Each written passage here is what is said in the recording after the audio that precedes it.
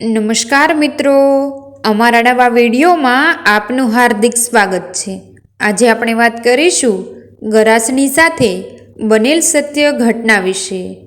ગેમાભાઈ આ દીકરીને આજ એને સાસરે મૂકવા જાવી છે, તમે સાથે જશો ને? ના દરબાર, 3%નું જ્યાં જ્યાં જોખમ ન હોય ત્યાં મારું વોળાવું ન હોય। ગેમાનું વોળાવું તો 5-25 હજારના દાગીના હોય એવા ગામત્રમાં જ દીપે। બીજા સાપરડા ઘણા છે। ઢોલીએ સૂતો સૂતો હોકાની ઘૂંટ લેતા લેતા આવો જવાબ દેનાર આ ગેમો પચ્છે ગામમાં કરોડિયો રજપૂત હતો। ગોહિલવાડ પંથકના પચ્છે ગામની અંદર આવા 40-50 કારડિયાઓ ગરાસિયાઓનો પગાર ખાતા હતા। જ્યારે વોળાવે ગામત્રા સાથે જવું હોય ત્યારે પસાયતા તરીકે એ બધા પાસેથી કામ લેવાતું, પણ બધા કારડિયાની અંદર ગેમો વોળાવ્યો બનીને ચાલે। એ ગાડાને પડખે કોઈ લૂંટારો ચડી શકે નહીં। જેવા તેવાને તો ગમે તેવો ગેમો ઉપર મુજબના તોછડા જવાબો આપી દેતો। ગેમાનું વોળાવું એ કાંઈ રમત નહોતી। એક દિવસ ગામના બાપુ ખુમાણ સંઘજી તરફથી ગેમાનું તેડું આવ્યું। ખુમાણ સંઘજીની દીકરી રૂપાળીબા ભાલમાં હેબતપર ગામે સાસરવાસ હતા। ત્યાં એ દીકરીને સીમંત હતું। ખોળો ભરીને તેડી લાવવાના હતા। એક વેલડું, 2 છોડીઓ, ભેળો ગેમો તેમજ બીજો એક કારડિયો, એ બધા હેબતપર ગામે બાને તેડવા ચાલ્યા। હેબતપરથી પચ્છે ગામ આવતા મોણપુર ગામ સુધી આશરે 10 ગાંવ લાંબુ ભાલનું રણ છે। દિવસે એમાં મુસાફરી થતી નહોતી, કેમ કે પાણી વિના પ્રાણ જાય। એટલે રૂપાળીબાને રાતે જ સોડાસવામાં આવ્યા। વેલડીમાં રૂપાળીબા અને છોકરીઓ બેઠા। બીજા ગાડામાં ગેમો, એનો બીજો સંગાથી અને પાણીના 2 માટલા હતા। ગાડા જોડીને તારોડિયાને અજવાળે બધા ચાલી નીકળ્યા।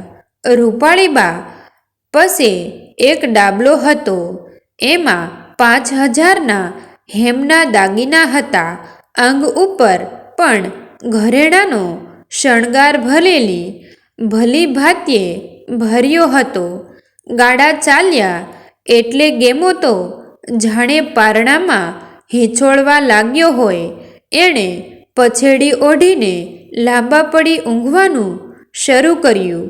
ઘોર અંધારામાં એના નસકોરા ગાંજવા લાગ્યા। ગાડાવાળાએ એકવાર ટપારી જોયું, ગેમાભાઈ, રાત અંધારી છે, ઊંઘવા જેવું નથી હોં બાપા, હોશિયાર રહેજો।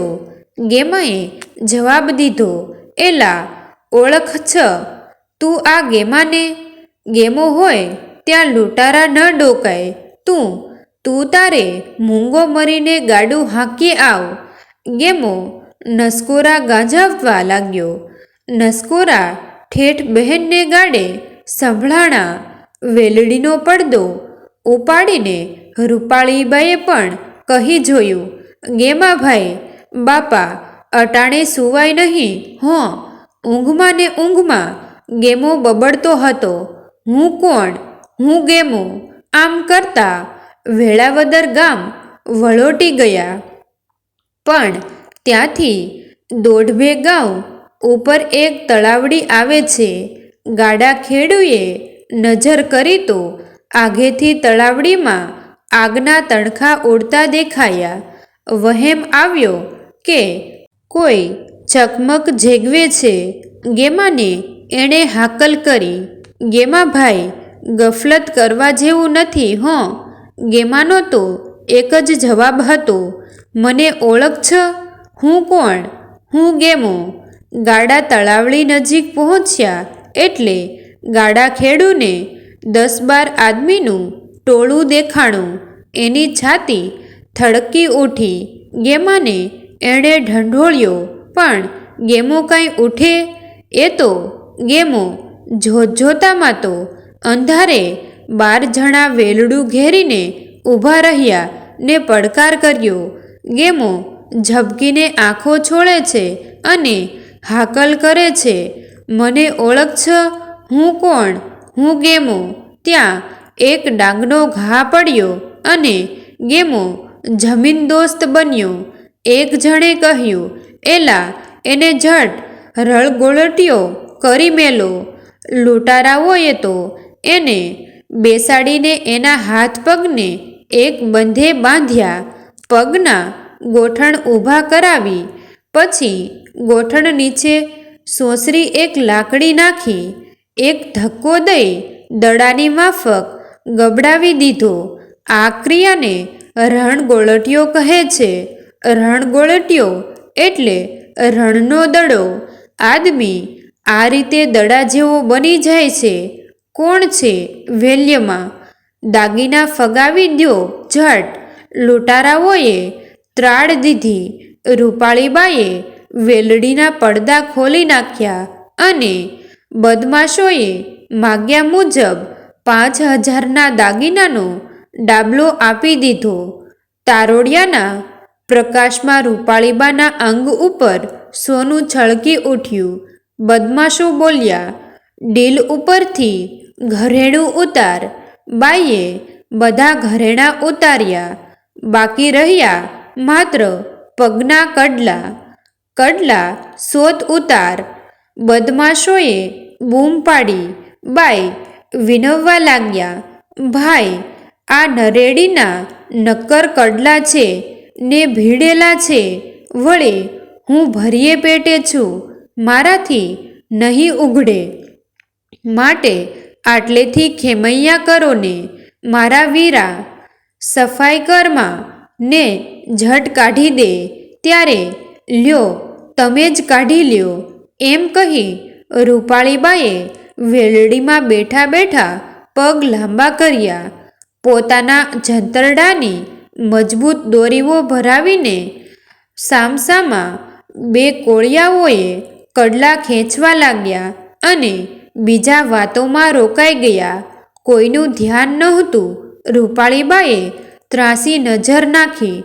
બીજું કાંઈ તો ન દેખ્યું, પણ ફક્ત ગાડાના આડા લાકડાના ધોકા દેખ્યા.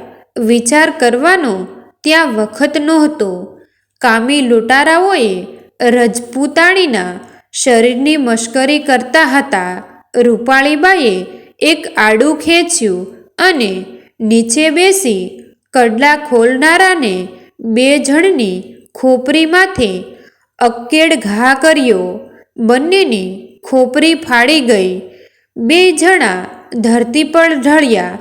ત્યાં તો એ ગરાસણીને સુરાતન ચડ્યું. આડું હાથમાં લઈને એ કૂદી પડી. 10 માણસોની લાકડી પોતાના અંગ પર પડતી જાય છે. માર વાગતા પોતે ગોઠણભેર થઈ જાય છે. પાછી ઉઠીને આડાનો ઘા કરે છે. એ ઘા છંડી રૂપે ઘૂમતી એક ક્ષત્રિયાણીનો ઘા. જેના પર પડે છે તે ફરીવાર ઉઠવા નથી આવતો. 18 વર્ષની ગર્ભવતી ગરાસણી લાકડીઓના ઘા અને તરવારોના ઝાટકા ઝીલતી ઘૂમે છે. એવામાં જે દુશ્મનો પડ્યા એમાંના એકની તરવાર એના હાથમાં આવી ગઈ એટલે પછી તો જંગદબાનું રૂપ પ્રગટ થયું. બચેલા બદમાશો પલાયન કરી ગયા. ગેમો રણગોળટીયો થઈને ઝાંખરામાં પડેલો હતો. બાઈએ કહ્યું, છોડી નાખો એ બાયલાને.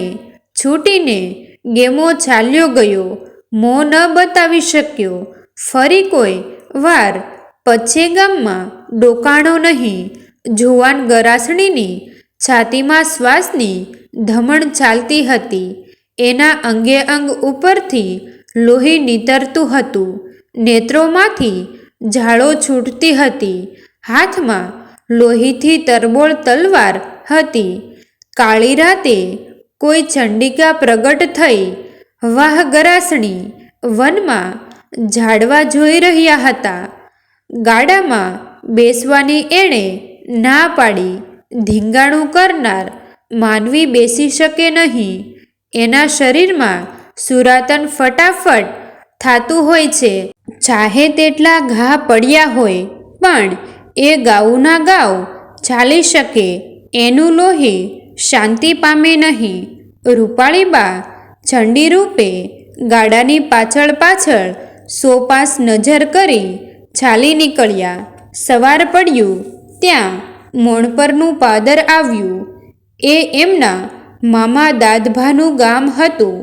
મામાને ખબર મોકલ્યા કે ઝટ કસુંબો લઈને આવે.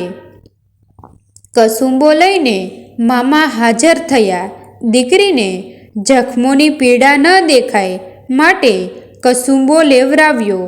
મામાએ આગ્રહ કર્યો, બેટા અહીં રોકાઈ જાઓ. ના મામા, મારે જલ્દી ઘેર પહોંચવું છે. મને અને મારા બાપુને મળી લેવું છે. બહેન પછે ગામમાં પહોંચે તે પહેલાં તો બહેનના ધીંગાણાની વાત પ્રસરી ગઈ હતી. તમારે તમામને ચેતાવી દેવામાં આવ્યા હતા કે કોઈ એના વખાણ ન કરશો. ઉલટું એને પાછી પાડવા જેવા વેણ કહેજો, નહીં તો બહેનને ચમક ઉપડશે.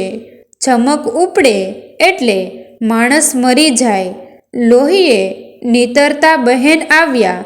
બહેનને ઢોલિયામાં સુવડાવ્યા. બધાએ ઠપકો દેવા લાગ્યા. બેટા બહુ અઘટિયત ન કર્યું. 5000ના ઘરેણા જાત તો ક્યાં બાપુને ખોટ આવી જાત. એક પહોરમાં તો એનો જીવ ચાલી ગયો, પણ એનો ઇતિહાસ હજુ સુધી નથી ગયો. મિત્રો, તમને જો આ વિડીયો પસંદ આવ્યો હોય તો વિડીયોને લાઈક અને તમારા અન્ય સગા સંબંધી મિત્રો સાથે વિડીયોને શેર કરવાનું ભૂલતા નહીં. અને આવા જ નવા જીવન ઉપયોગી, જીવનમાં કંઈક નવું કરવાની પ્રેરણા મળે, કંઈક નવું જાણવા મળે તેવા વિડીયો જોવા માટે અમારી ચેનલ સાથે બન્યા રહો. થેન્ક યુ મિત્રો. મળીએ છીએ એક નવા વિડીયો સાથે. આભાર.